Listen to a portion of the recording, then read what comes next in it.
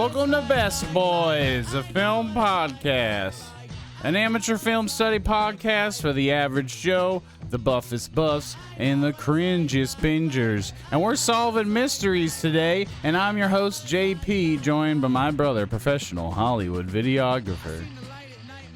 Detective Kory with a story, here to solve another crime. Detective bad movies. Kory. Yeah, solve the crime with some good movies. Probably good movies today. Well, this week good movies, but we always got to figure out why those bad ones are so bad. Sometimes you got to get real into shit to figure it out. So yeah, we got a Finchy. People like to say Lynchy to describe David Lynch stuff. Like, oh, this is very Lynchy or Lynchian. I think we need to make a thing. This is very Finchy. Very Finchy. Well, that was I was gonna say it's a very Finchian idea. It was a Finchian way to do it. It sounds more regal and like fucking fancy and shit. It's very Finchy. But yeah, we're back with old Finchy, old David Fincher. We were kind of at a loss for what to do this week. We're in between some planned episodes, and yeah, we're gonna do West Side Story this week. But we found out it wasn't going to be on streaming till the 2nd of March of 2022. So we needed something to scramble quick.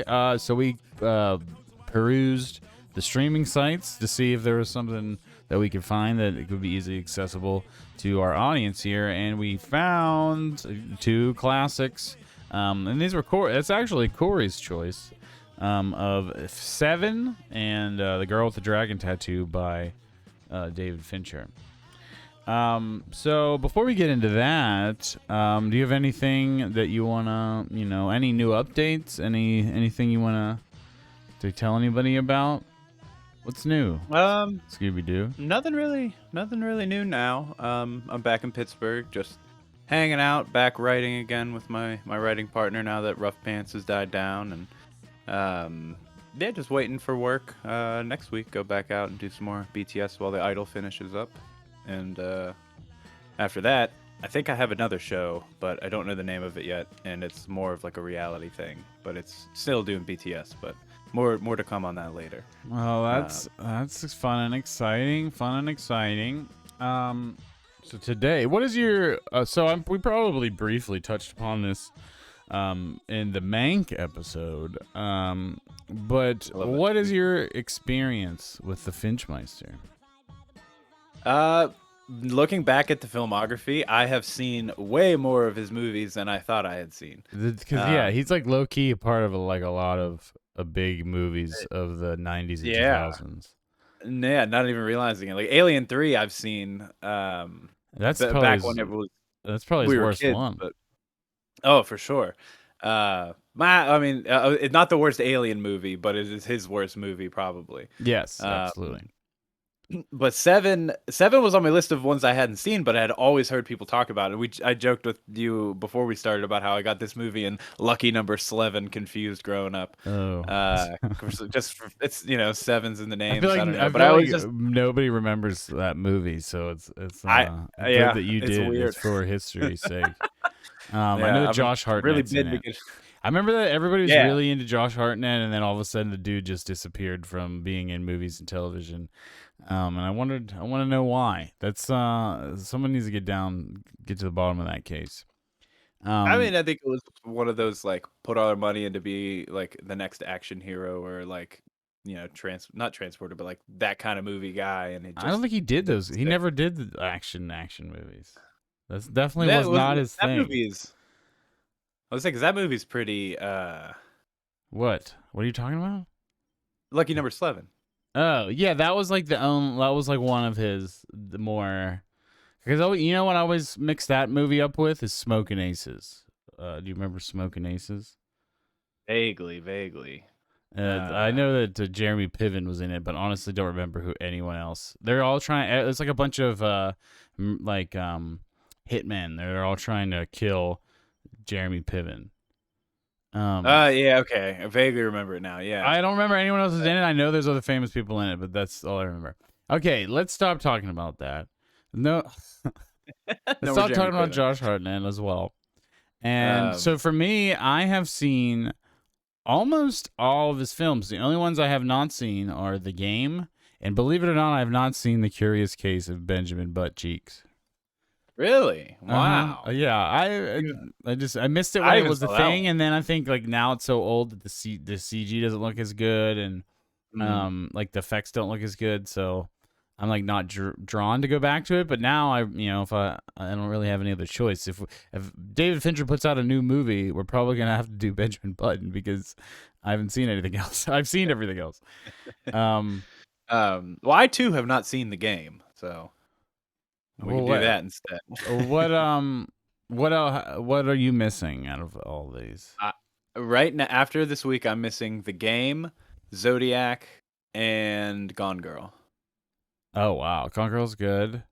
Well, some people, I think, in the modern era, would probably consider Gone Girl one of their favorites. But I think a lot of people don't realize that he also did Fight Club, and Seven. Yeah, I knew him as the Fight Club guy at the time, but for some reason there was this disconnect recently,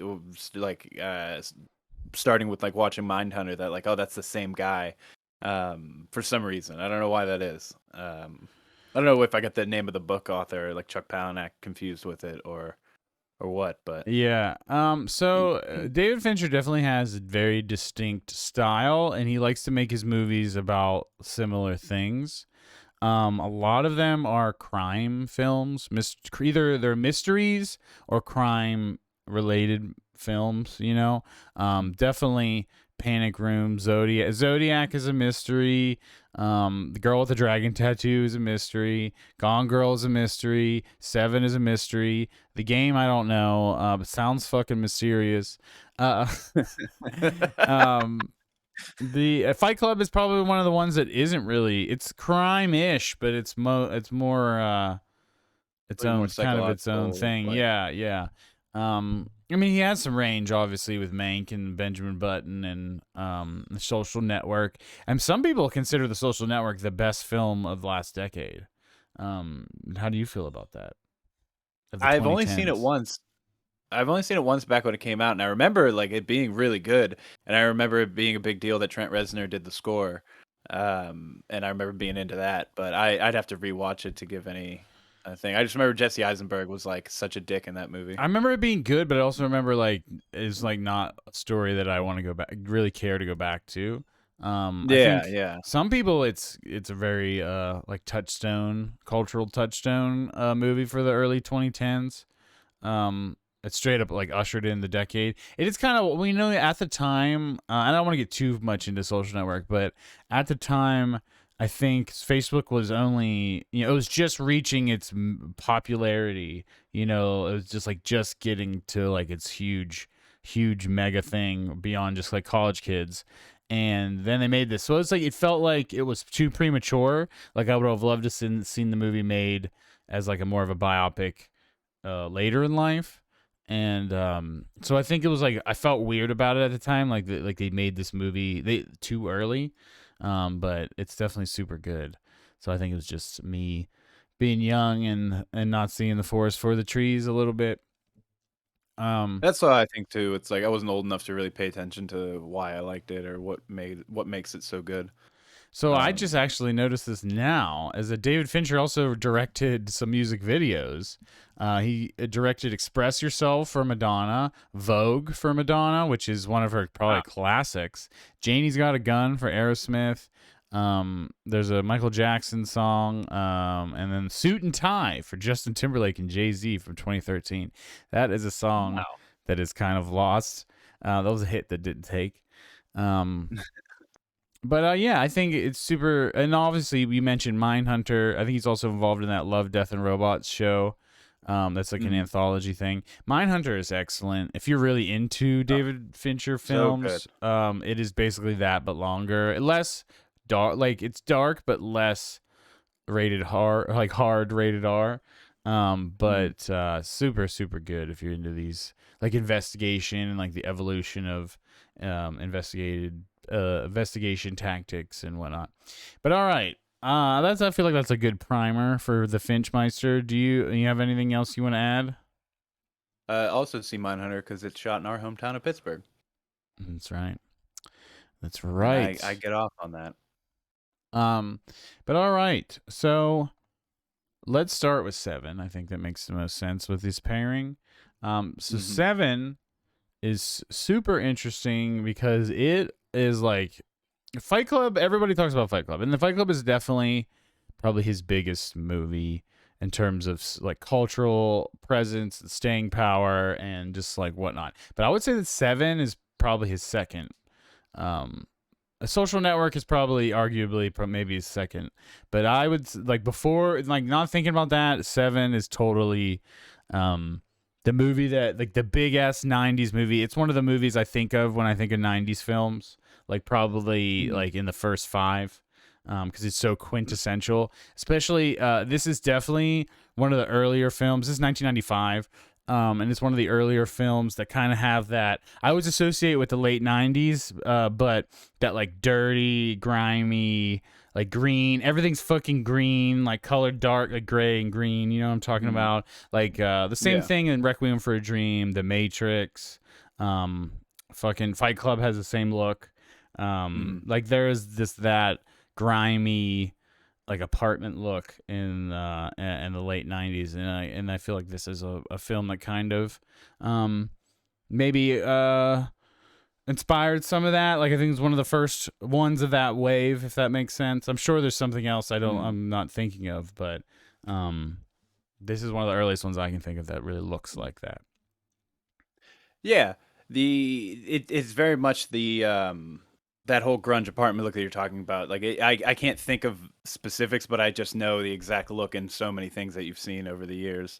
Um, The it's Matrix almost is like I think The Matrix is one of yeah, yeah. the best examples because it's a little more bright because it's a lighter green, Mhm. but it's still dirty and green and like it's a very Yeah. like worn apartment buildings that are old. This Yeah. is full of Everything those.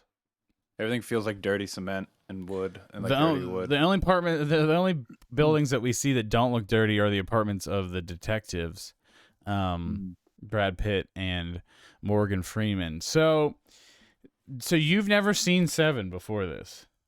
No, this is the first time and didn't know what Crazy. it was really. The only thing I didn't know what it was about other than the whole "what's in the box" like memes for decades. Yeah, so that's what I Um, knew about the associated with this movie was what's in the box. I think it was like I Love the '90s on VH1 or something that would like mhm. expose me to a lot of like these things were important to if you were around during then and like for things that I missed or I was too young to fully grasp and so I had like the what's in the box was very much what I associated with this and then I eventually saw it and it's just a crazy good cast, crazy good acting. It's edgy, but it's definitely super edgy, and I think in a way that maybe seems like it works here. But I think that the Mhm. style, there's a reason why people got away from this kind of style. I think over the years, it's very, um, it's like brutal and intense. It's like over the top to a degree. It feels like Mhm. a very much like a '90s comic book. Like, Yeah, yeah. and that's I think that's kind of how a lot of these films feel. It feels real and dirty, and not, like nothing's clean and whatnot, but it also feels very stylized and like over the top to a degree that yeah, I would Yes. liken with like edgy comic books. Yeah, that's what I was going to say about the a lot of the gore effects in this, specifically the fat guy for the gluttony murder. Like it's the colors that are used and it almost come off as a little bit not cartoonish, but it for how dirty and grimy the room is. It kind of stands out a little bit as more over the top, or just something that's a little more just like not as grounded, not as realistic looking, but it's just it works in such a way that everything is just kind of like repulsive at the same Yes, time. Like it creates it all. everything in all these apartments look like it's just covered in filth. Like Yeah, even Kevin Spacey's character, John Doe's apartment that we see, yeah, it's like not dirty if you look hard, but for some reason because it's so old and it's dark and like the way the lighting is and like mhm, there's a lot of ominous glowing reds from like mhm, weird neon lights in multiple scenes and it yeah, just makes it makes everything look just grimy, just covered in grime. and it's super cool. I think it is a super cool look. It's iconic. It has obviously been done a lot, enough that we've coined it as an aesthetic before we even got to this episode. Um, but I think that's why, because it works so well. And I mean, again, like I said, they've gotten away from it. But when it really works. Um, Yeah, and to that, I wanted to speak real quick about the lighting of it because the lighting of this movie, I went back and forth with on like settling into how if I liked it and it worked with it or not. Because starting in the beginning, you have a lot of that more like how you and I talk about how Lynch lights, or it's like more like theater lighting, where there's a lot of top light from lights that we don't see or don't have true motivation or whatever, just to add like kind of what we would call ambient light. mhm. Adding into things, and it's like those kind of things kind of take me out of the grittiness of it. But at the same time, this movie being at 95 is right at the turn of where that style of lighting is starting to like fall out, because even if going from this to Fight Club, its interiors go a lot more for just the big source through windows and less of a little less of that almost. It's interesting watching this change. And I'm almost curious at how much more grim and brutal this movie would look and come across, and if the things like some of the gore that's a little over the top would come as a lot more realistic and gross if it had more of that like super dark, like it's only the lights that are we See, can see giving off I light. disagree with this pretty strongly, because I think the movie's incredibly dark. Like it is a lot of It's the like main it scenes are very very dark. Especially the gluttony one. Um, and like the one in his apartment. Like I think that mm, they're very dark, and I think that's what adds to like your eyes are putting like a more of a texture on it than that's even there. Like those, like the grain and the darkness. You're just like your imagination's almost working at like what's lurking in the background kind of thing. Um, yeah, I think that the I like the way the lighting is. I literally said out loud at one point, this movie is so dark. Um, because it it is. And even when it's daytime, the world is gray. It's always raining. If it's not raining, it is completely overcast. Like there is no outside light, yeah. hardly.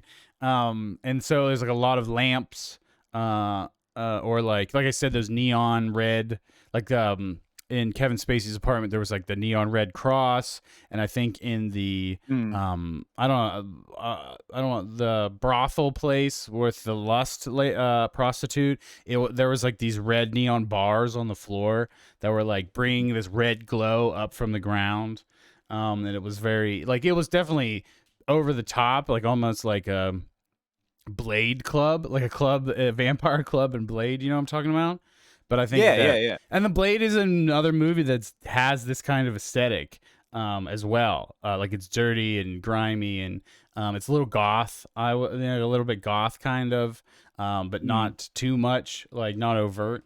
I don't know. I So, think that it works for this film a lot. It's dark, but I think if that's which I think is a valid gripe, but because you can't see everything, but I think it's definitely intentional in a way to create this atmosphere. yeah, so I'm looking at the stills from this scene specifically because everything that is exterior in this movie and everything that is not on a soundstage has that exact dark that I agree with you with. That it works super well. It's just the soundstage scene specifically.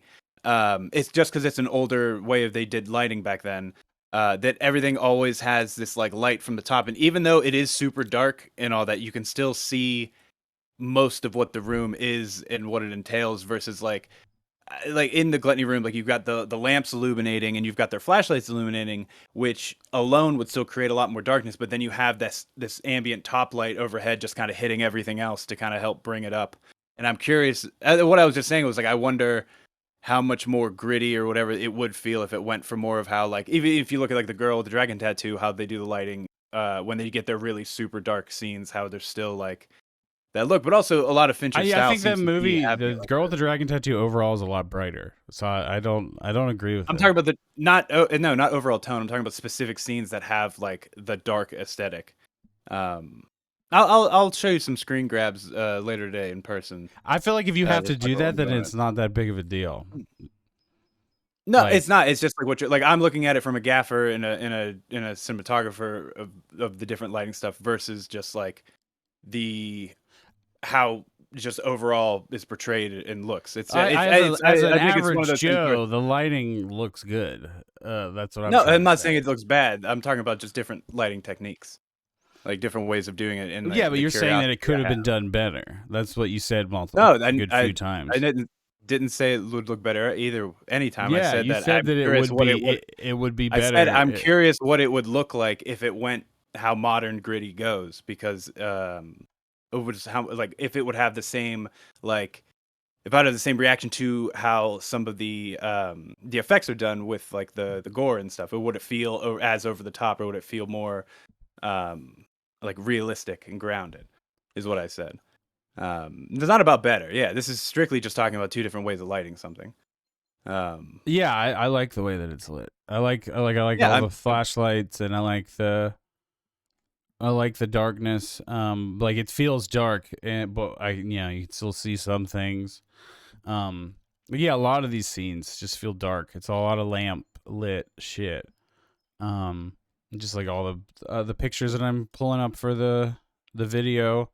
Um, it's all dark, and like there's a lot of lamps, like lamps on the walls, lamps on a desk, flashlights. yeah, but a lot of stuff, a lot of the stuff in the edges, nothing goes true black. There's always this like light from the top that's very. It's just an ambient thing. It's like Yeah, it's a the subtle. dark is in the bottom and in the centers, like or no, like the edges. There's a shot right here. It's like the dark is all around. There's almost like a vignette because the bookcases in the apartment are all dark colored, so you can't. The light's not really bouncing off of them. Yes. Versus now in like a modern thing on a stage like that, you would just have it be lit where, especially with something like Euphoria, working on that, which is a very dark show. Um, it's just a lot, they do a lot of single source is what it's called, where you just have one big light that's coming in from a window or or a singular lamp or something that lights it up, and it gives you that very dark and grim. Like First Reform does that on a lot of their night interior things. For like something more modern that does it. But First Reform has a Um, lot of lamps. Like there's a lot of yeah, but it like has a lot of natural single source, lighting from. is what I'm talking about. So this has multiple. Yeah, there's like multiple lamps in all these, but I think that what they do is they add together and give this like ambient glow, Yeah. this, like creepy ambient glow. But it's still dark. It's not like filling in all the darkness. Like you can't see everything.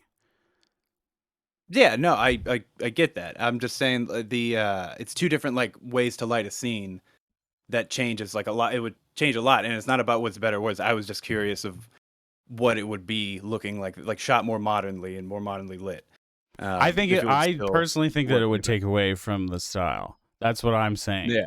Is that I think that this is like part of that is what makes this. I think it kind of reminds me of not just not the lighting, but the look of it overall. It's kind of in the lineage of Tim Burton films, like the Tim Burton Batmans, or Yes. something like Yeah. Gotham. I get that. I think maybe that is maybe a progenitor for some of this, and I'm sure we could keep going backwards. Even I honestly reminds me of what's his name's apartment in Taxi Driver. It's more lit up because that movie's during the day, Robert De Niro's apartment, but that Mm. is like one of those run down old dirty ass apartments. Like that his apartment looks the exact same as some of these others from these movies. Mm. So it's just like it's just an aesthetic. Um but I wanted to but ask you, is this movie supposed to be set in New York? Because it doesn't officially say where it's set, but it's shot in Los Angeles. I think that it's just supposed to be the big city. And he Yeah. references that Brad Pitt is from California. He calls him California, I think, at one point. Mm. Um, but I don't know if it is explicit. Did you look at the wiki or anything? Because I I didn't see did. any. Yeah, it's not. They don't mention it anywhere there, other than the writer said he wrote this after living in New York for a year. It's all, Um, and it seems to be New York, but yeah, we're not but then really you sure. end We up in just the desert at the end in Lancaster, California. So that's why it's like, is it or is it not? Because all the rain, it doesn't rain in California. So it's like that's what made me think like maybe this is supposed to be just like a generic New York yeah, or something. I think it's just like your placeholder big ass city, because you're like Yeah. you said, it has elements of New York, has elements of L.A. Mm. So what? So there's a lot of things that are pretty classic about this movie. The Seven Deadly Sins motif is the biggest one, which is what it gets its namesake. And you kind of go through the film finding the victims of the serial killer, and they're associated with a specific sin, and yeah, I think that's all done well. I think it maybe comes off today a little bit. There isn't so much Seven Deadly Sins stuff.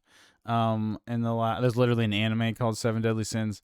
That maybe it doesn't seem as profound, but I think at the time, and just like they're talking, there's a scene where he has to get cliff notes for like Canterbury Tales and a bunch of these like old literature that references what he's talking about, and like religious stuff, and like it's definitely trying to be a little heady, and that's the whole character of Somerset, is that he is like this old grizzled veteran detective, but he's also intelligent, and he uses psychological and more scientific and more modern techniques for catching serial killers. And honestly, a lot of what Somerset is trying to push is shit that is what Mindhunter is about. I don't know if you put that together. Oh, for sure. That they're like resisting his new science college man techniques. And it's still the 90s. Like the first scene too. And it's the 90s, whereas Mindhunter is in the 70s, right? I believe so. Yeah. And yeah, it's definitely a thing that David Fincher is interested in, is like law enforcement techniques. He's obviously super into serial killers and just catching killers. So we can go through the cast. Brad Pitt is Detective David Mills. He's like the young hotshot trying to make a name for himself. And Morgan Freeman is William Somerset. Gwyneth Paltrow plays Brad Pitt's wife, Tracy.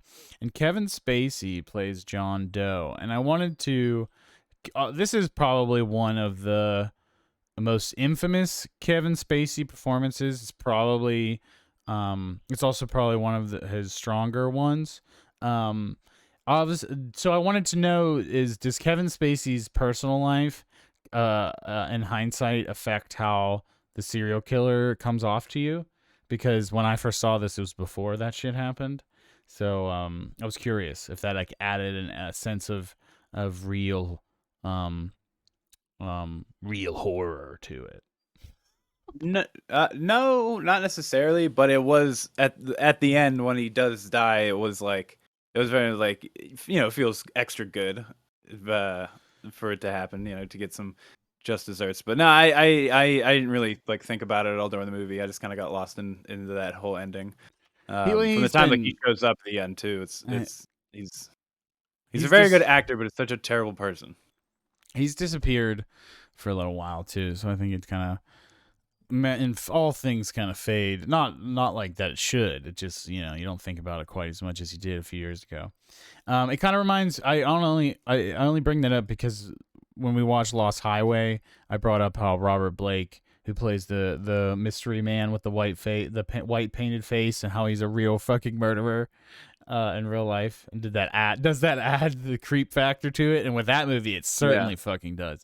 That movie, it somehow adds so much for me when I see it. I'm like, this movie is like, this man is the embodiment of evil, which is what the character literally is, and it's funny. So yeah, I was curious about that because this guy is definitely insane, but he's super smart. And so about both these movies is a good time to bring up that David Fincher is definitely all about atypical ways to present a story that you may be familiar with. Like The Girl with the Dragon Tattoo, boy, if you like a 3-act structure, you're gonna have a problem with that movie. I didn't. I liked it, but this doesn't go that far. But if you want the good guys to catch the bad guy in the end, it's not very fulfilling. The good guy. Let me just spoiler alert: the good guys lose, and the bad guy wins. And he gives him, and like even though he gives himself up in the end, it's just like he did it of his own volition. It was all part of his plan to wrap up this, his crime, his perfect string of murders. And I like that is I think what made this movie so impactful to '90s audiences is because like there is not very many examples of a film that does that, a story that does that at this point. Like I think we get a lot of them now, bad endings or conflicted, unfulfilling endings. I was watching some things about Girl with the Dragon Tattoo from interviews from David Fincher, and he's like, they told me that I could do this weird, and so I said I'd do it. And he's like, I didn't want to just do a typical, kind of movie, and they said a rated R trilogy, crime trilogy. He's like, I'm in. But we'll get to that later. But I don't know. What did you think about that? Like, is that a big factor of what makes David Fincher's movies so popular? Like they're they're critically well, they're critically viewed well, and they're popular with regular people, and that is a space that only a few directors, I think, occupy. Yeah, like your Tarantino. It's kind of. Yeah, it almost kind of reminds me with the Wachowskis how it was just about everything was just about how do we make this like not only as like deep but also like as cool as possible, and it feels like he's flexing the creativity sense and how he can warp the presentation of the story, but also you have all these like gripping things that a regular person would be into. Everybody can connect to a murder mystery and be like on the edge of it, but it's just how you weave that in, and then you give them this kind of an ending, and especially for that time, it's because your entire time you're gonna think, who's the last person, what is the last thing? Like, by the time the box shows up, you're just like, you immediately know what's in the box when it shows up, but at the same time you have that like hope. It's so because it doesn't spell anything out, but it's laid out enough that like at the end, like I would assume everybody knows what's in the box. I honestly, the first time I saw it, I wasn't sure until Morgan Freeman like falls back. He's like, oh my god, and he's like, don't come over here, boy, don't come over here, boy. It wasn't until that the first time I saw this, I figured it out, because like this time I noticed Kevin Spacey's like, how's your wife doing, David? Yeah, that's what gave it away for me. It was like they dropped the wife like 3 times. Yeah, like he says like something about his wife like multiple times, and then that's when it sets in. It's really good about breadcrumbing. This is not a mystery that you can solve as far as who is the killer, but you can solve whose head is in the box at the end. And I think that these are the things, like it's a murder mystery, but what's pulling you along isn't who's the murderer. And then it's how are they going to catch the murderer, and then you realize that that's unfulfilled, because the murderer gave himself up. There was no grand trap or something. He even mentions like, were you gonna spring your trap on me? Like they were at his mercy, and in the end, he still manipulated them to get exactly what he wanted, and they lost. Morgan Freeman retires, and they seem to insinuate that Brad Pitt doesn't go to prison, but I think you would be in big boy trouble for murdering that guy. I think you could get off on, because it's his wife. Like there's an actual term for it, but it's essentially like an instant emotional response of insanity or whatever, where there is a thing where because of the extreme circumstances that is extreme, and he's pushed to that point. He is pushed. But like, so he'd probably just like lose his job. And that's it. Yeah, Morgan Freeman's definitely right though. Like, yeah, if you kill him, he wins. And this is like, you'll be a broken man. Like, you'll never be the same after that. And so, what do you think about? So obviously, Morgan Freeman. This is up there with like Shawshank as like one of his most famous roles. I would say he's got a million great roles. Don't get me wrong. Yeah. Drive Miss Daisy's probably another one that I think of. But man, so he's great, obviously. And when we talked about Kevin Spacey, what did you think about Brad Pitt?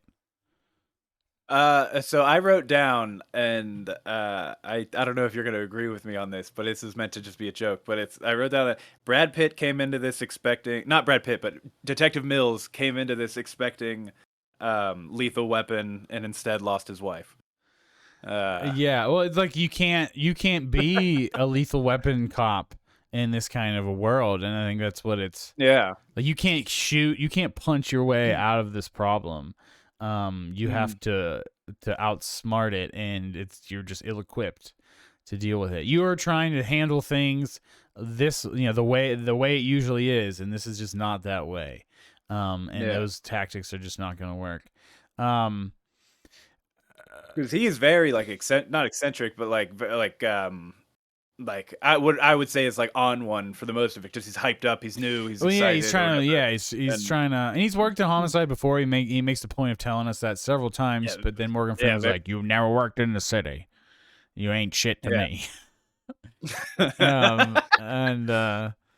About Morgan Freeman's performance. Real quick, though, speaking of that, I had to settle into it. I'm not gonna lie, really? and it's not because it's bad. It's because we've seen more.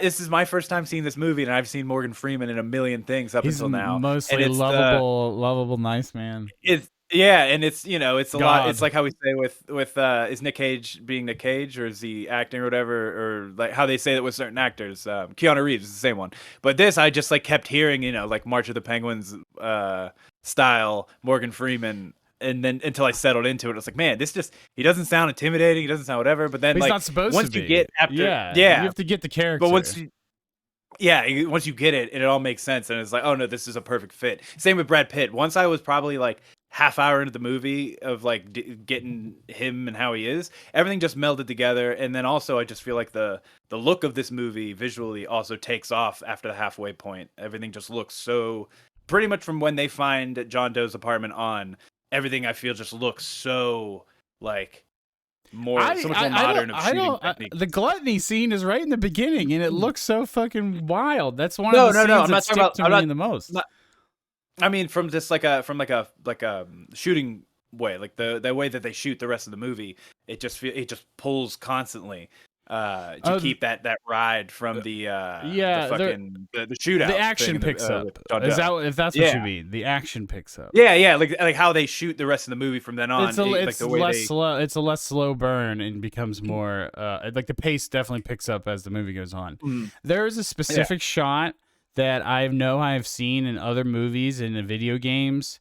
And I'm not saying this is the first as always, but Brad Pitt is chasing Kevin Spacey, which we don't know is Kevin Spacey yet, and it's raining, and he's jumping like out. He's in like there's a shootout from like an apartment window, and he like jumps out on the fire escape and like tries to go swing around to another window, and the shot is like over his head and it's down at the street, and you just see the rain going on the street. You see the cars. It's like this weird like angle. Do you know what I'm talking about? I think I do. It's right during all the shit you're talking about.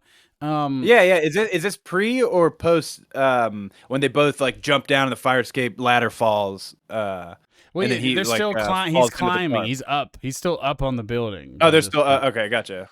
But yeah, it looked really cool. And he's like swinging around this ladder to get to this other thing. And it's a static shot of like it's angled but overhead, and the street is like the cars are going in the rain, and you see all the rain, and it just like it's like a vertigo-inducing shot. All right, I think I know what you're talking about. And it's not fisheye, but there's something about it that feels like a surreal perspective. And I just remember like exclaiming out loud that looked cool, and I know I've seen it before in other movies. But yeah, this stuff like that I noticed as far as the shoot, like the shooting, the cinematography.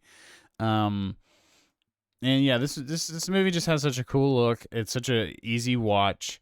And it's a classic. It's definitely one of the best films of the 90s. It is an all-American classic. And there's really the only thing I could see someone having faults with it if they're just not into the edginess, if they're not into the idea of like a woman being fucked by a man with a knife dick. You know, like that is something that happens in the movie. We don't see it, but they talk about it enough that it'll make your skin crawl. Um, Yeah, they show the picture of the device they did too, the and device, and that's what it really got ooh, me. Is just ooh. imagining that, and that's all you need to do for it to be disgusting. Um, but yeah, I don't know if I got really much else to say about this. It's just it's an all American classic.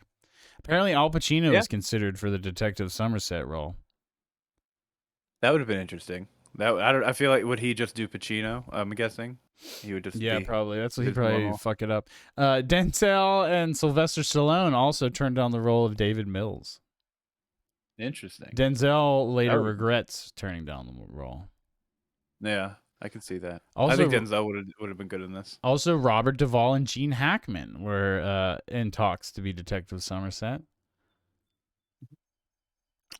But all Damn, right. they went through a lot of people for landing on this. But I was gonna say the only thing about this movie that dates it is the room covered in newspaper that the dogs stay in and apparently never leave. Oh, there's like a Uh, pager. Yeah, there's pagers in the movie. There's like things like that. But yeah, that is something people don't do anymore. We don't have yeah, newspaper it's as so much, weird. and it's fucking disgusting to let your dog piss in a room. Um, Or just like keep them in a room of newspapers in an apartment building. It just seems so it's surreal. like I that was was like, a yeah, I thing. could Paper do that. training, I remember Yeah. was a thing. It's like people would train their Mm, dog to just piss on newspaper. mhm. But that's not gonna. The newspaper's not gonna soak it all up. It's just gonna be wet on your floor. I Yep. never understood that. Sorry. And like I always think of Big Daddy, how Big Daddy would put newspaper Mhm. down on any spill or any the kid puke and he'd put down newspaper. Yeah. Um, but all right. Do you have anything you want to say about this movie before we give it a score? I obviously gave it the All American Classic tag, No, it's really good though. And if you haven't seen this, I'd say it's a staple of this genre of film. and the Uh, ending is amazing. yes. The ending, I feel a little strange about the ending of the next film, but this one, is perfect, and you should I would say definitely that check it out. the best acting in this movie is that whole ending scene. Everyone's firing on all cylinders. Morgan Freeman specifically, I was like, "Oh my god, I feel like I've never seen you in this light." Like And he just slapped. like Yeah, all of this. I think that's the thing. He's so subdued through the whole movie, and then he's like, he breaks his composure because he's even trying to stay Yeah. cool in front of Kevin Spacey. Like he doesn't want to seem like weak, or he doesn't want to Mm. Kevin Spacey be able to read him. So because then you can be manipulated, and and yeah, then he slaps him in the face and is freaking out, screaming. And I'm like, Yeah. wow, he's broken by this. That backhand he gave to Kevin Spacey though was so awesome though. Like I when it happened, I visibly was just like, oh, like it was so good, so Shut up. good. As always says, shut Yeah, up. I know, but it was perfect. It was just, it like accompanied with the backhand. It was just everything you wanted to in that moment. Um, but yeah, that's everything. Anything that I had like weird feeling in the beginning of the movie, by the end of it, like settled in and everything is just so perfect, and it's just yeah, definitely. If you haven't seen it, this is up there with movies that are must haves in the home. Well, what are you giving it? I think I'm at a 4.5. This is really good. This is my kind of movie. I just can't. There's just something that I can't think of why it would keep me from a perfect, but I don't feel as strongly as I have about other perfects I've given. Yeah, I'm gonna give it a 4.5. Also, I think yeah, I don't know, I don't really know what I'm giving it a 4.5 for, not a 5. It just doesn't feel. It feels. I think maybe because it's a little bit. It's pulpy and it's definitely a little. I don't know. It's like that comic booky. It's like edgy thing, Yeah, and yeah. it's like and it's not on the level of like a Matrix to me, even though you can't compare those movies. But just something Mhm. from around the time, um, or even I don't even know if I like this. Like it's on the level of like Requiem for a Dream or something like that for me. For sure, I think. It's just the Mhm. ending is probably one of the best endings for a movie, Yeah. ever. um, but all right. I'm ready to move on. Let's Cool. talk about the girl with the dragon tattoo. So the thing about the dragon, so I honestly, for the longest time, thought that this movie was a Hannibal movie because Really? there's Red Dragon, the Hannibal movie Red Dragon, Yeah, and I yeah. think when this movie came out and some of the advertising for it, and knowing that it was also a murder mystery kind of movie, which is what Hannibal is, um, so I don't know why. I thought that it was, but I didn't see a Hannibal in it. And I saw Daniel Craig, and this is Daniel Craig. I think was he James Bond by this point? I think he was. Yeah, this is 2011, so I believe What was the he first would have. James Bond? Not Quantum of Solace. That's the second one. Casino Royale. Yeah, Is Casino that the first Royale. one? But yeah, so Daniel Craig, you know what is funny? Daniel Craig and Christopher Plummer are both in this. And do you know what movie that they are both in that is more recent? Knives Christopher Out. Plummer's last role. He's the old man in this film that hires Daniel Craig. That's a hint. No, nothing. Knives Out. Knives Out. Boom. Did you spoil it? Did Oh, you I Google said, it? yeah, no, I said it earlier. Oh, Yeah, okay, you yeah. just not heard me. Sorry. Yes, Knives Out. They're both in Knives Out, and I can't lie to you. In my head, I just made it a headcanon that this was a prequel to Knives Out. Or this not a prequel because it came out first. This was that Knives Out is a spiritual successor to The Girl with the Dragon Tattoo. They're both mystery. They're both crime mystery films with Daniel Craig solving the mystery, and Christopher Plummer is involved with hiring him. Actually, hires him in both movies. Yeah. So what happened is Daniel Craig leaves Europe after the end of this movie, goes to Louisiana, Yeah. and gets indoctrinates himself. Gets the accent real thick, changes his identity for God knows why, and then ends up in Knives Out. And I'm all honestly, about it. I kind of want to know if Ryan Johnson had any of that in mind when he made Knives Out. It's obviously a different film. Yeah. There's a lot that overlaps, which we just mentioned. So much that that you could fit the movies together. This tonally though is much different. Honestly, this tonally is strange. It is not. It gets super dark. Obviously, anyone that has seen this movie knows that there are a couple of particular scenes that are extremely graphic. And you require trigger warning. If any of the audience have not seen this episode yet, there is scenes of sexual violence and rape. There's one in particular that is awful, and not awfully done, just awful to see. And Extremely. And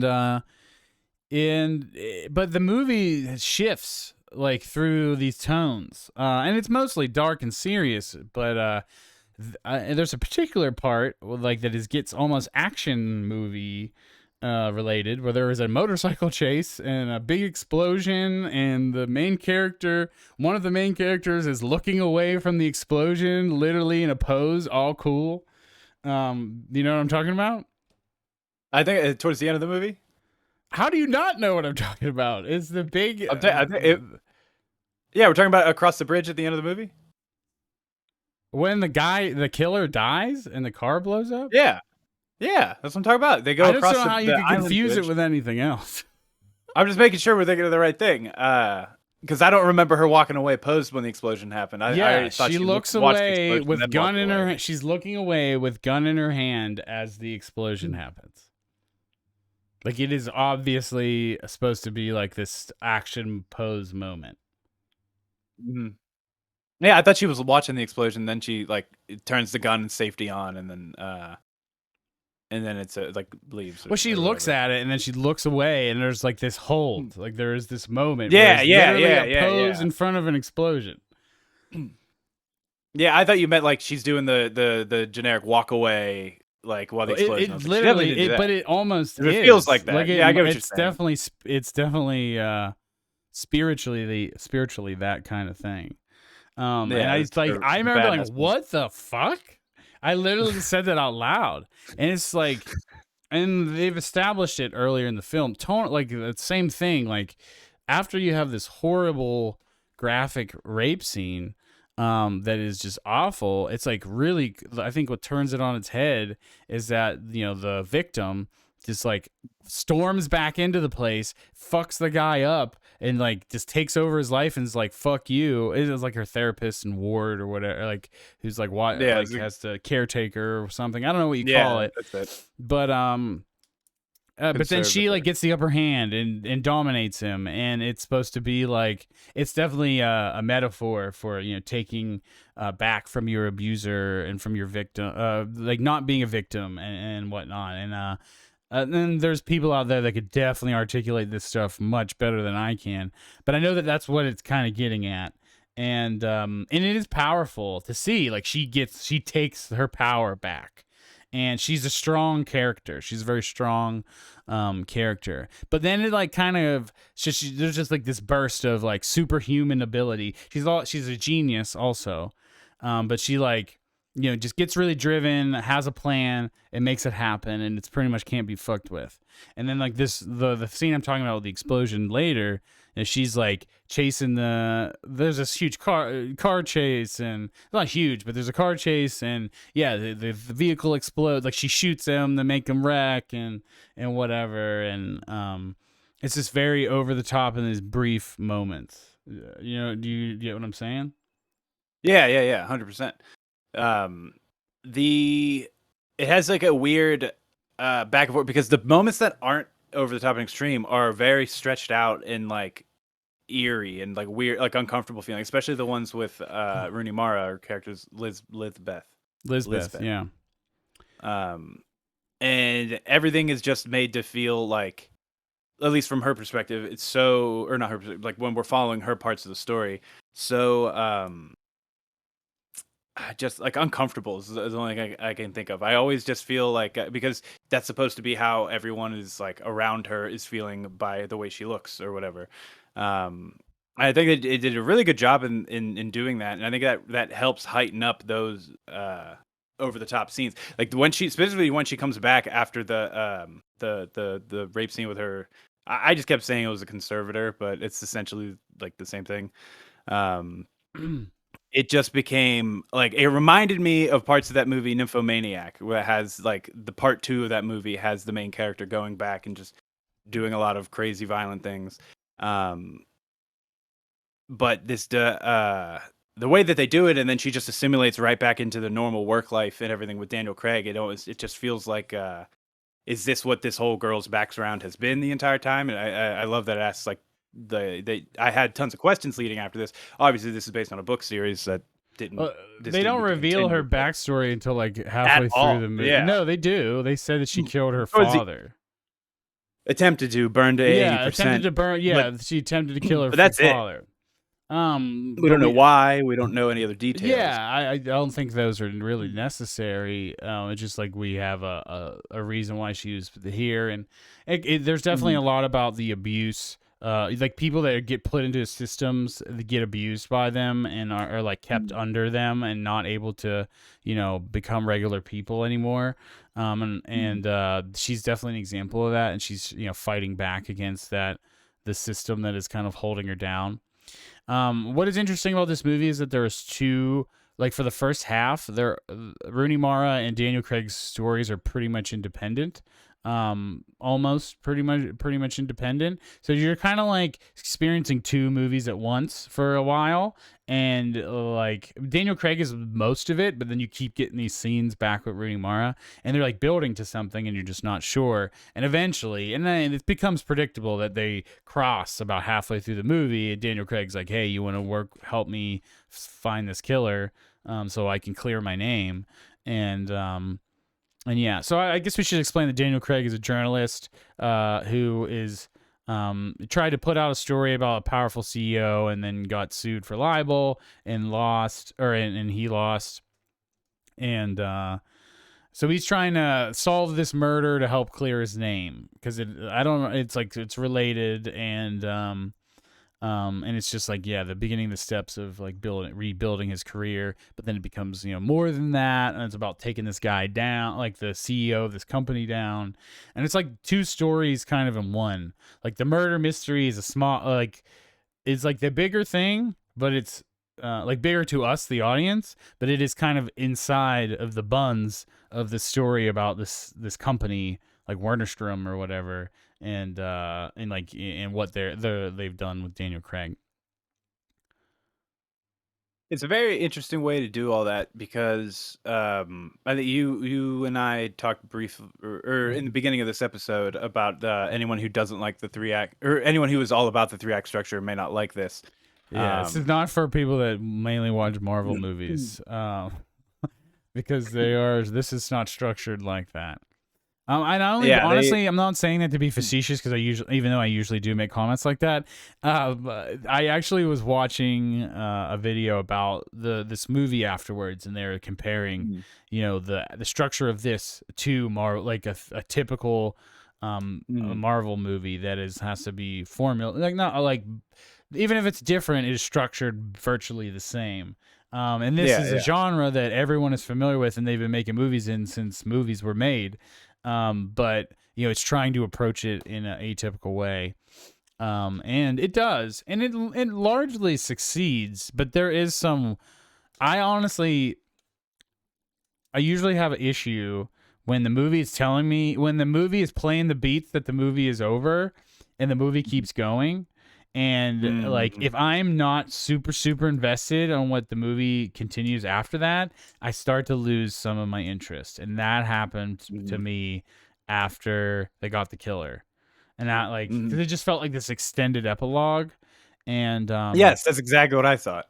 And so I actually saw an interpretation of it where it's like its own story. Like, it's like a sequel to the first story. And it's like a small, I guess, which is what an epilogue is, I guess.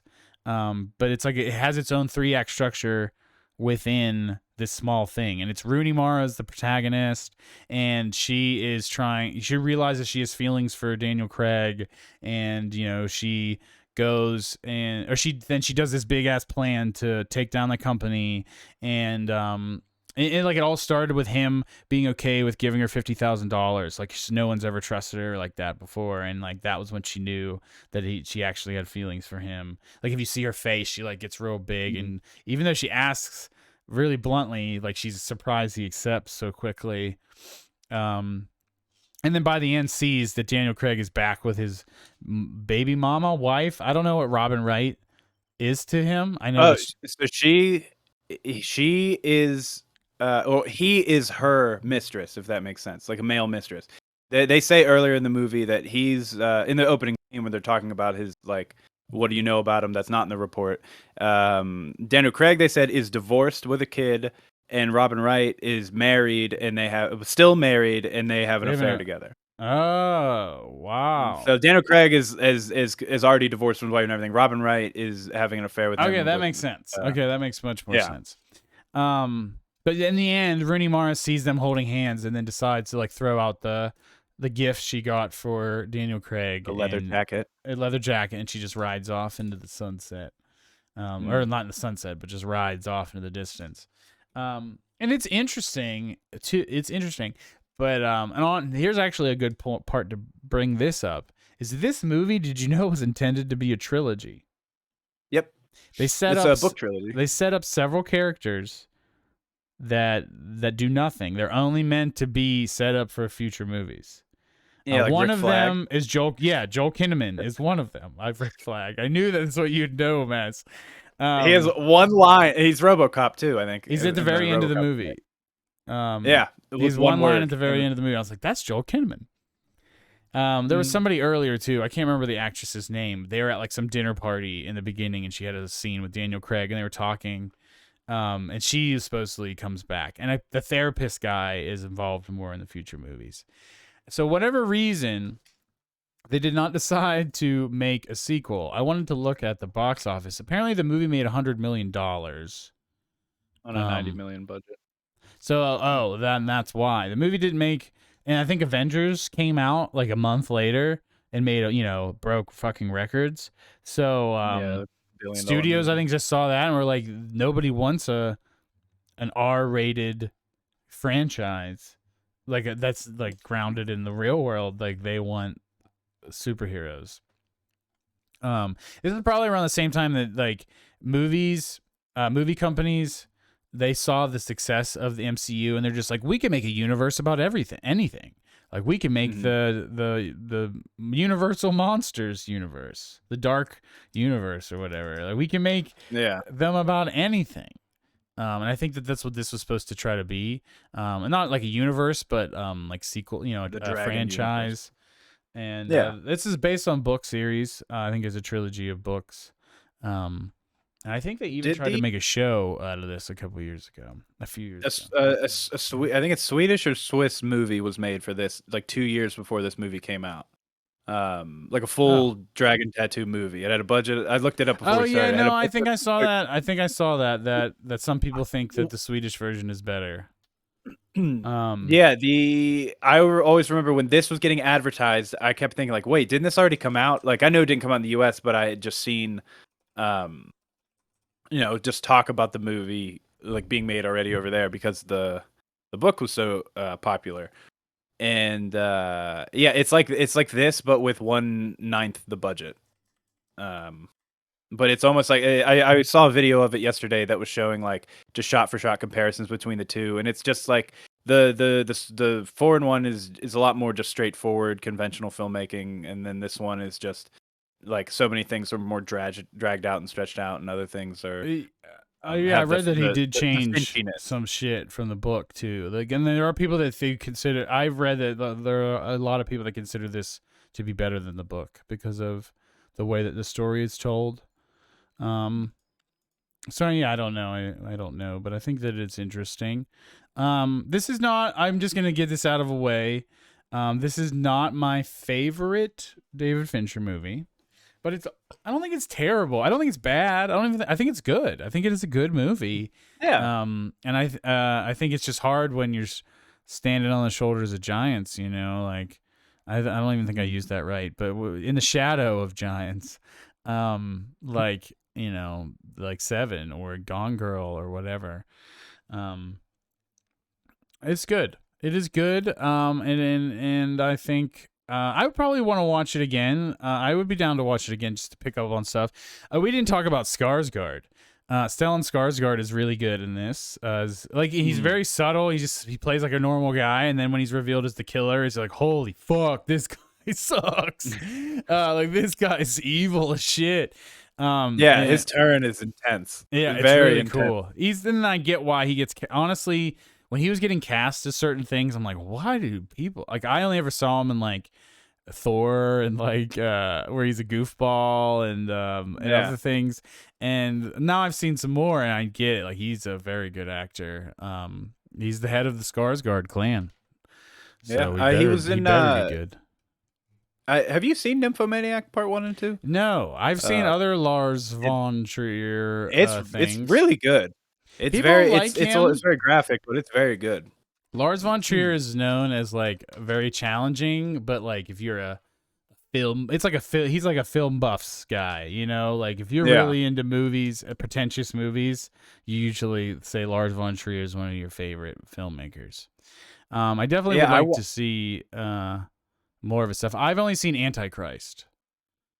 I haven't Um, seen that, but I'd it's like got to. Willem That's part of Dafoe in the it, and is it there's part of lots of the lady from Nymphomaniac, the main one. I don't know if I think she's the main one, but she is one of the leads in Antichrist.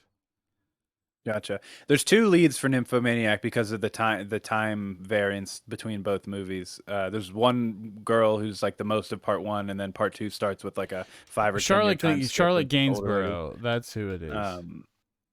But I think you would like it. This kind of reminds me of it in a few ways.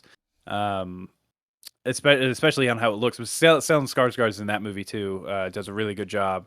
Has a heel turn moment as well, but it's very quick and it's at the very last like 3 minutes of the movie. It's really interesting. Part 1 is significantly better than part 2 though. I will say that. I watched it the 4.5 hours straight in one go, and it was an experience. All right. Enough of Lars von Trier. Let's talk Sorry, about this movie. but I like this movie though. I went into it thinking I wasn't going to be honest. I'm like I kind of I hate the look of Lisbeth, like the whole like she's off, so we're gonna make her like all black leather with piercings and all this stuff, and it's I like guess that's I how don't the know. character is. But I do agree that it is. I think by 2011, even that the look is a little dated. It's very much like a 2000s goth look. And Like like if you saw maybe someone dressed like that in the office, I wouldn't think that it'd be in like, and I don't know. I don't know. I don't. what? I just don't think I think the look is dated of it, like for being the top researcher, like person or whatever. I don't know. I just don't know if Wait, it do you like. think that a top researcher can't have piercings and black hair? No, not like that, but just the way that like I think it's what you're saying. The look is so aged that it just doesn't seem not I don't want to say corny, but it just doesn't work. It had a hard time settling into the film with it because of it. Does that make sense? I don't know if it does. It just sounds like you can't see a punk person playing a genius hacker or something. Like when that's like normally who it looks like. The I mean, I wouldn't say. I don't know. It's just it's very. I don't know. It could be because it's so stark compared to the rest of everything in the film. She looks drastically different than everything in around her intentionally. That's part of Um, it. but I don't know. I also have a hard time with movie like, and this is just something that's as I've gotten older is with like when we were 23 and the people we knew and were around, like obviously there were prodigies and stuff, but like I guess her character's supposed to be 23, and I just find I've been finding this in certain in like animes too, with like when you're realizing how young the age is of certain people, it's kind of hard to get into that realm of believability. But I I mean, don't it's a think movie, so 23 is that's somebody who's graduated college. yeah. But it's I don't know. It just seems it It's not now like it's a at almost child. 30. It It's not seems like it's it seems a young yeah, for all the I stuff don't know. that she's able to like the character's able to do and everything. And like she stole $2 billion It sounds like that you're from trying the to say city. without trying to say that she's like a Mary Sue or something. Uh, I don't know. Mary Sue is a character that Like just a female character that can just like do shit. yeah. Well, no, because it's not as if this would have been a guy or whatever. It would have been the same. I would have the same thing. It's just like the age. Oh, a guy can be a It's Mary Sue too. oh well, okay, then yeah, it's I don't know. Yeah, it just feels like it feels young. It feels extra young now looking back at 30, like being when looking back at when we were that age. It just seems like hard to be relatable. But it's like I said, it's a movie, and the suspension of disbelief. I think the performance is great, and I think like I'm in for the ride after the first like half hour or so. But Mm-hmm. there's that settling in point in the first bit.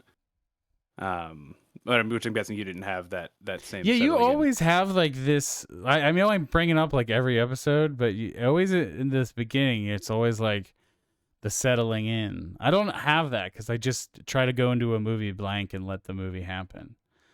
Well, Like I am you blank, always but try. it's I always settling sounds in. like you're It's fighting based against off what the first movie is, like with your own No, with what you want it to be. it's first impressions versus where it goes. But Like like your learning. descriptions of how actors you think they should be, and oh, Morgan Freeman I think is like this, so it's weird that he's in this movie. Or I think Brad Pitt's like this, so it's weird that he's doing this in No, this well, it's movie. it's the same thing that when you say that it's a trope in movie that we've seen done in so many things, and we go and watch the first one, does it have the same impact? It's like in that sort of way where you've seen things from this actor, this person that do certain things a Yeah, I certain way say that numerous though times. to not do that. I say that to so it does not happen. If Yeah, well, that's recognizing why I it was. so that you Yeah, don't attach an expectation to something. Yeah, all um, right, that's fine. That's fine. I I just don't know. I'm gonna keep pointing it out when I hear it. That's all. But no, I understand. I understand. So do you have anything else you want to talk about with this movie? I think something that's interesting is that the place that Daniel Craig is staying is like on it's like on this like it's like rich people land, and they all kind of live in this like little community, but they have all of a lot of Hmm. land, so there's space, huge space between each place. And like the Christopher Plummer is like introducing all of the players in this town, or whatever you want to call it, this Hmm. plan, I don't know, It's an island. island. It's a Yeah, private. yeah, Yeah. so the island, the private island. And he's like, oh well, they don't talk to them, and they don't talk to them. It's like a running joke. Like, oh well, I don't talk, as you know, I don't talk to him. I'm like, well, I'm gonna need you to do that. Like he's like, oh well, could you please once for me? Yeah. I like that. There's a lot of interviewing in the first, like in the first half of the movie, or like in the middle of the movie. There's a lot of like Daniel Craig sitting down with somebody and talking to them. Like former Nazis are several characters in the film. Um, I think Stellan Skarsgård is somehow like, I think his dad is like a former, or is like a Nazi or something. And then his dad is basically a serial killer rapist, and then his sister kills the dad, and then Stellan Skarsgård kind of takes his place as the serial killer rapist.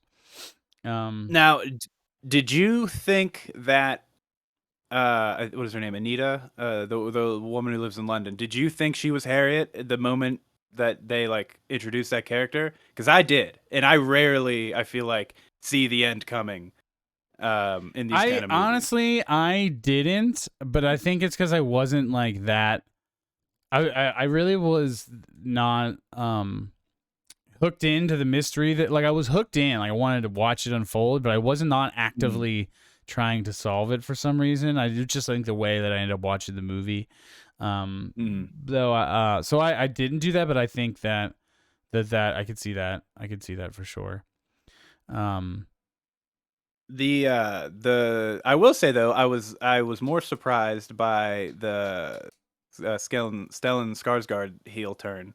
Like obvious, it's obvious as day once he shows up to the house that it's gonna happen, but prior to that, he'd been so helpful and everything, obviously, to throw you off. Yes, it was that is the whole that is the best part about the movie, and the scene with Stellan Skarsgård is the best part. And like even before that, Daniel Craig is creeping through his house when he's not there, and there's like this eerie wind sound that is like coming through like a crack in the door, these glass doors, and it's just it's like annoying but creepy at the same time, and it just keeps going. And then even when Skarsgård shows up, it's still in the background, and it's just like, God, someone shut that fucking door.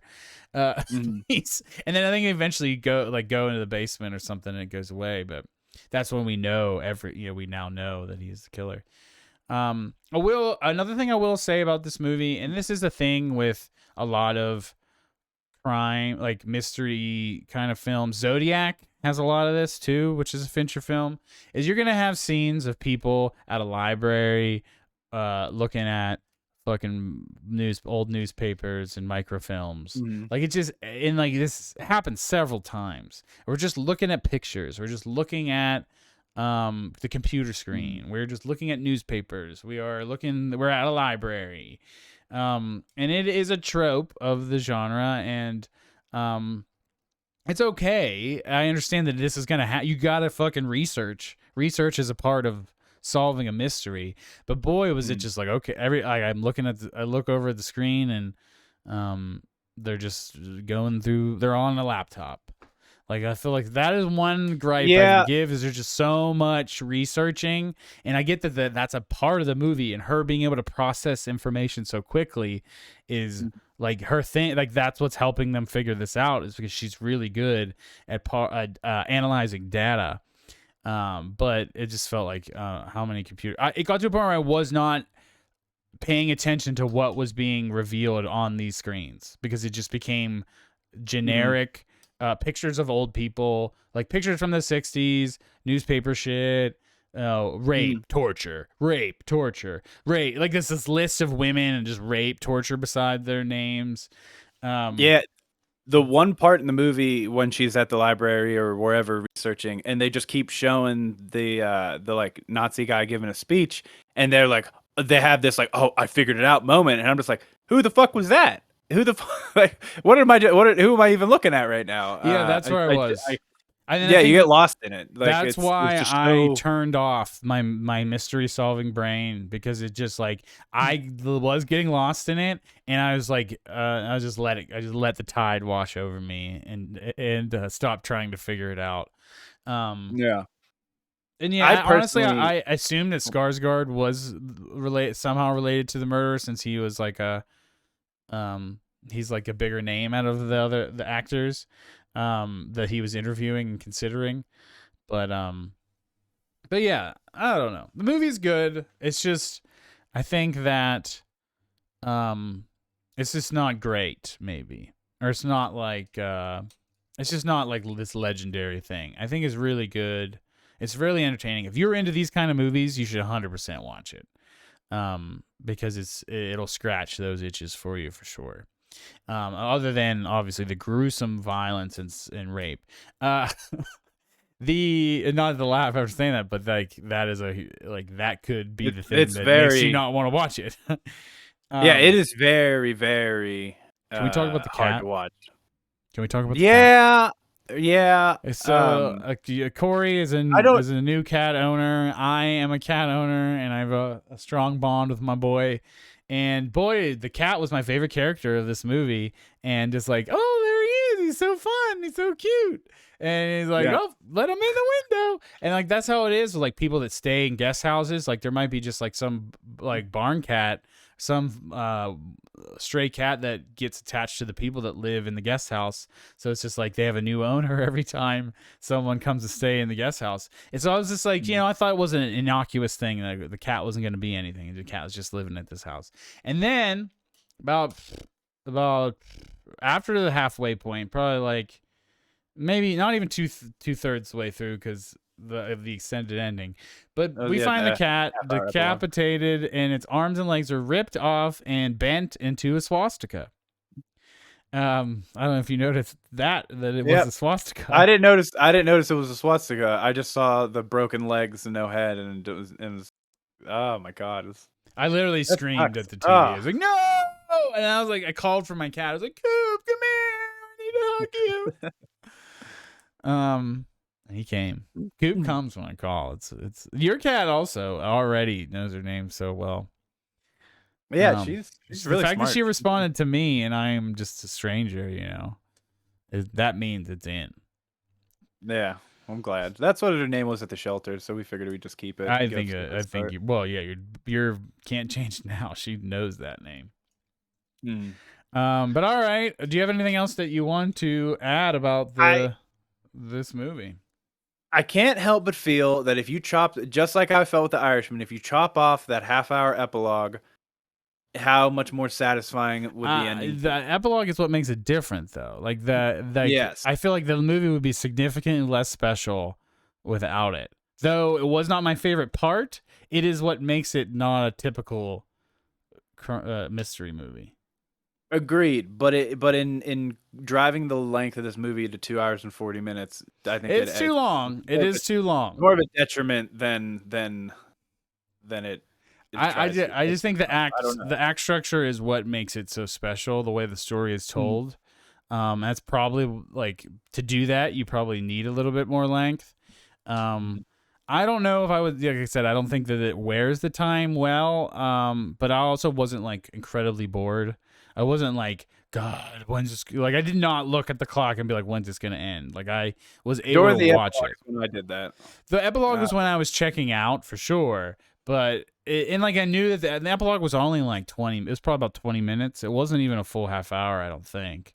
It was almost 30. It comes in around the 2:10 mark, 2:15 mark. Yeah, the movie's 2:38. And like it's what I was gonna say was it's awesome getting to watch more of Rooney Mara's character like do her thing and really like flex what she can do.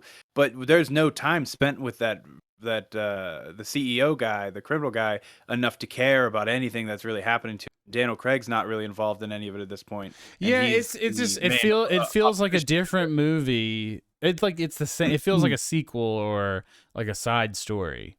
Like a rush, like a condensed down to like 20 minutes. That's what I've gathered about it. That's what it's supposed to be. It's like a condensed, like a chapter, like it's a sequel chapter. Yeah, an epilogue. It is an extended epilogue, regardless of I don't know what it's qualifies as or is considered, but it's definitely an extended epilogue.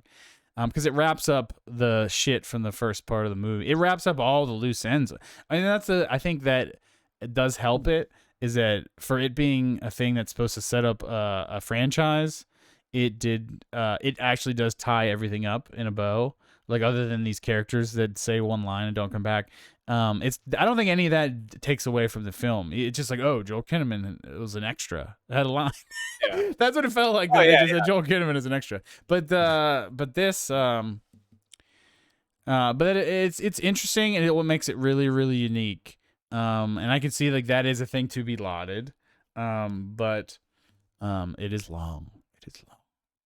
I'm gonna just admit, I will admit that I did not watch it all in one sitting. I watched it in two chunks because That's I the think way I that look at it. probably If you helps. find it long in if you find it long in two chunks, then I I didn't know me find it finding long. long. I didn't find it long, but I could tell that it was a long movie. Like I wasn't bored. It was just like I started to check out in the epilogue, but it wasn't that I was like bored. I didn't want to watch anymore. I wanted to turn it off. I wasn't looking at the clock. It was just like, okay, I'm less invested in this as I was in who the murderer was. Yeah, I would love I would have loved your fresh take if you got to see this in one sitting. Thoughts would be, because I feel like that does change like the opinion on how the pacing and things of the movie work. Because if it becomes more episodic, watching it in chunks, it's a lot easier to retain and go because we're conditioned from all the hour-long shows that people binge.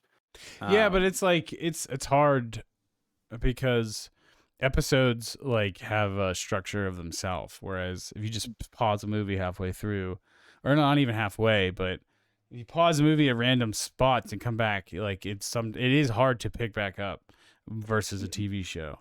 I actually watched several things twice because of that. But yeah, I mean, I had to do it for time because I'm busy. But it's I don't know. I think it's good. I don't mind the length, but it's also I recognize that it is very long. But yeah, do you have anything else you want to add before we wrap this up? Do you think that it deserved the sequel it didn't get? Yes. I don't think it would. I don't think the money that financially is sustainable, but yes, I would have loved to see them finish this. Me too. I really like aesthetically, even though I dogged on the epilogue, I do like this kind of unique story structure. I would be down to watch more, like the two more of these, just to see where, at least one more to see where it would be going, because they do, like you said, that it covers the loose ends, so there's no really like setup for what is going to be the next movie. The little that I've Other than- looked at seems like it's more about Lisbeth than Daniel Craig's character. That like this story might be the end of the story for Daniel Craig's character, but I'm not 100% on that. Yeah, I would have been interested. Obviously, Rooney Mara is awesome, and she's in a lot of great stuff. But yeah, what are you giving the girl with the dragon tattoo? I'm torn between a 3.5 and 4, but I think I'm gonna go the 3. same. I'm gonna say 4, but I think it's close. A lot of cool stuff in here, but it's I feel like I have too many not gripes, but like things I didn't like about it to knock it down. All right. So yeah, all right. That about wraps it up. And next week we are doing West Side Story and Close Encounters of the Third Kind. So more long movies for y'all. You guys ask for long movies, we pick them. This is to be for Oscar prep. And I'm excited to do the rest. Once we get past West Side Story, I'm excited to do the rest of them because there's some good stuff. I really want to see Drive My Car. Really, really, really, really, really want to see it. So that's cool. I'm excited. Based on how good the Oscar movies we've seen are, I'm very excited to see the rest of these. Except for West Side Story, I don't like musicals, but I'm sure it'll be good. It'll be. I think from what I've heard of it, it is shot really, really well. So as far as somebody like you that watches bad Michael Bay movies for research, this should just put it in that category. Cool. I love the cinematography. I think this is supposedly really pretty and colorful. and like has like whatever. We'll talk about it next week. So all right, that wraps it up for the Best Boys. Make sure that you like and subscribe and follow us on all the things. You can follow us on Best Boys Film Pod on Instagram and Twitter. We're also on Facebook. You can follow me at Slop Thomas on everything, and Kory at Kory with a story with a K. And next week is West Side Story and Close Encounters of the Third Kind, Spielberg. And this was a Finchy episode. And that's that. Have a good night, y'all. Peace. And the Batman, March 2nd. Was it March 2nd or 4th? Oh, yeah, no, we're doing Batman next week. I lied. No. Batman's next week. I because you said those two, so I just figuring, we'll probably just watch Batman on our own and then just save it for whatever. No, we're doing Batman. I'm still recording, so they're hearing this. We're doing Batman. Bye. In Cloverfield. Batman and Cloverfield. Batman and Cloverfield. We're sneaking it in. Reeves. We're cheating. I don't think Matt Reeves is qualified enough for this podcast, but I think so. I don't. But I think he's close. But he's not on a level of these other fellas and ladies. He's no Jane Campion. He's no Jane Campion. Let's say that. But I want to see this fucking movie, and I don't care. It's just like what happens is if you let in this movie, like should we have done Far From Home or whatever the whatever. I think this is different because that was lauded. That was lauded. The Spider-Man. It's a phenomenal movie, but it's a Spider-Man movie built on the backs of 20 other movies. I agree. And we did do Eternals also. Yeah. But that was because we literally, it was just to force in Nomadland. That was the only reason we did Eternals, is because we wanted to do Nomadland. But I think Matt Reeves gets it because, like, while I don't know if you've seen Planet of the Apes movies, I think they're good. But really, Cloverfield brought back modern found footage. But he's got to do more than that. You got to have more than just one movie. No, but kicking off an entire genre with your movie, I think is still like a big thing to laud in itself. I mean, people lauding what's that found footage movie from a few years ago? What was it called? It was superheroes. These teens got superpowers that no one remembers the movie anymore. Chronicle. Yep. Chronicle. That's another sucky director. You remember that movie? Another director Josh that sucks. Josh Trank, I guess, is just super difficult to work with. And also Fox fucked him hard. But yeah. And Planet of the Apes is not enough. Not enough. But we'll see. Maybe the Batman is going to be the new Christopher Nolan. That is one thing I'm seeing is that people think it's just Christopher Nolan Batman over again. Because it's like grounded in reality. It's not. There's no superhero shit that we've already done this. But I'm interested. I'm only giving you shit because of Robert Pattinson and Paul Dano. That's it. And Colin Farrell a little bit. He's getting his own Penguin show on HBO Max. Yeah, I know, because DC needs the money because they realize that if they just leave it as a snow dog, that people will be pissed. Yeah, apparently. He is snow dogging in this movie. Great. It is confirmed that Colin Farrell is a snow dog for this movie. I'm assuming it's the opening scene. Is what it is. Yeah. After that, it's out. That's what I assumed also. But I think also this is great. Like the way it's shot and everything looks fantastic. It looks different than all the other Batman movies. Looks different than the superhero stuff. All right. It feels like sorry. I think it looks good. Can we talk about it next week? Yeah. All right. 100%. All right. Have a good one, guys. All right. Later. Bye.